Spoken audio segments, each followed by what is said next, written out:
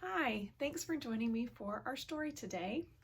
Before we get started, I wanted to let you know that registration for our backyard Bible clubs will end on Wednesday, June the 30th.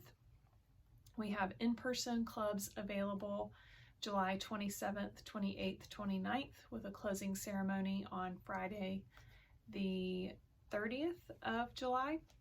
And those will go for a couple hours apiece in the morning. There's also a virtual option if you're interested in that, or a Thursday evening time also where working parents can bring their kids and we will do the third day of VBS with them. You can do the first 2 days at home at your convenience. So hope that you are able to participate in one of those, and we will look forward to seeing you there. Okay, so our story today, here is a picture. It's on the Sermon on the Mount from Matthew. We're in chapter 4, verse 23 through chapter 5, verse 16. It's on the Beatitudes. As Jesus traveled through Galilee, he healed people with every kind of disease and sickness. Stories about him spread as far as Syria, and big crowds began to follow him everywhere he went. People came from Jerusalem and Judea, but others came from much greater distances, even beyond the Jordan River. One day, seeing the large crowds that were following him, Jesus hiked to the top of a mountain and sat down with his disciples. Then he began to teach the disciples the Beatitudes as the crowd listened in. Each of the 9 Beatitudes begins with the words, "Blessed are." Each one describes a group of people who are blessed by God and then explains why they are blessed. Blessed are the poor in spirit, for theirs is the kingdom of heaven. Blessed are those who mourn, for they shall be comforted. Mourn means grieved, sad, mourning. You mourn for someone you love who maybe passed away. That's what mourning is. Blessed are the meek, for they shall inherit the earth. Blessed are those who hunger and thirst for righteousness, for they shall be satisfied. Blessed are the merciful, for they shall receive mercy. Blessed are the pure in heart, for they shall see God. Blessed are the peacemakers, for they shall be called sons of God. Blessed are those who are persecuted for righteousness' sake, for theirs is the kingdom of heaven. Blessed are you when others revile you and persecute you and utter all kinds of evil against you falsely on my account. Rejoice and be glad, for your reward is great in heaven, for so they persecuted the prophets who were before you. Matthew 5, 3 through 12. Jesus had other things to teach his disciples too. You are the light of the world, he said, and he used a parable to explain what he meant. When people light a lamp at night, they don't hide it under a big basket that would hide its light. Instead, they put the light on a stand to light up the whole house. Just like that, you should let your light shine so other people can see it and give glory to God.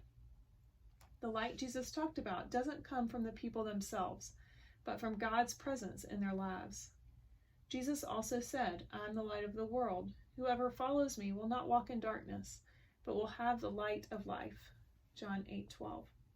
We are the light of the world when Jesus, the light of life, lives in us. The Beatitudes can seem a little like a difficult list to follow. If God requires us to have a pure heart, how could we, who are sinners, ever see God? The gospel provides the answer.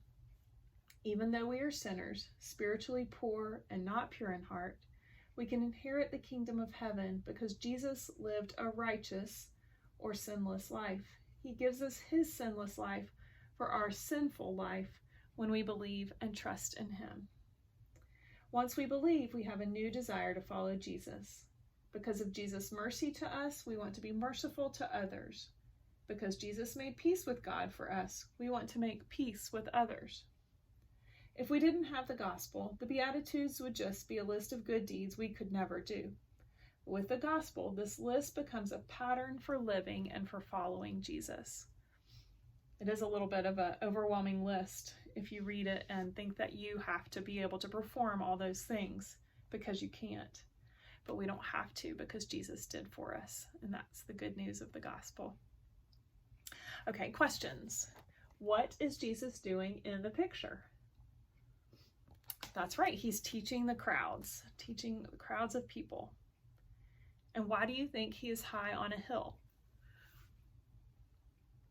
Probably because people could hear him better that way. If he stands up high, then they are able to see him and hear him better than if they were just all on flat ground. What is one thing Jesus teaches the people? He talked to them about being the light of the world and not hiding their light. Kind of like that song, don't hide it under a bushel. Let your light shine. I'm going to let it shine. So think maybe about a way that your light could shine. Who could you shine your light to? It could be someone at the grocery. Maybe they overhear you having a conversation with your mom, or they see how you're acting toward your brother or sister. You're letting your light shine by being kind and being a peacemaker. Or maybe you have a grandparent or a relative who you could shine your light to. So maybe that's something that you could talk to your parents about and pray to God about, helping you to let your light shine. It was good to see you. Thanks for joining me, and I hope to be able to see you in person really soon. Take care.